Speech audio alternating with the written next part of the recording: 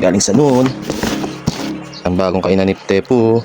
Happy kasi yung new regalo. Happy yan? Tara, buksan natin. Guys, ang kanyang bago. Walit pala net.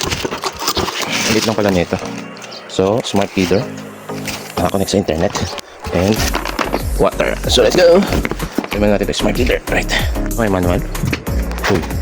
And ayan natin. Yan guys, subukan natin ang kanyang bago Wi-Fi feeder. Right, so saksak muna natin guys. Ito na ang kanyang feeder, controlled via phone through smart Wi-Fi. So ilagay naman natin yung tubig niya guys. Let's go. Ito yung tubig niya. And maganda to, para siyang fountain.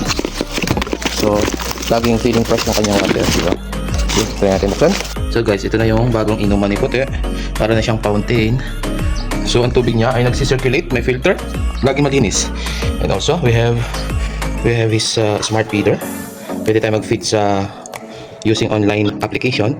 Mag-ano siya guys, lalabas siya ng pagkain. Galing na. Taka ito, laging fresh yung tubig niya kasi napi-filter out siya. So hindi na natin kailangan laging nakabantay sa manually feeding. Wow, aswerte eh. So hindi pag nagbakasyon tayo guys, hindi na tayo mahirapan magpakain sa kanya. Hindi na siya maubos ng pagkain. Kahit malayo, ano pa rin natin siya. Nice, diba guys? Alright. So guys, yan na yung tubig. And try natin itong smart feeder. Yun o. Diba? Nice. Remote control. That's all. So guys, dinner time. Meron tayong cheese bread from Alcobar. And meron tayong spaghetti. Alright. Alright, kaya na. Let's go!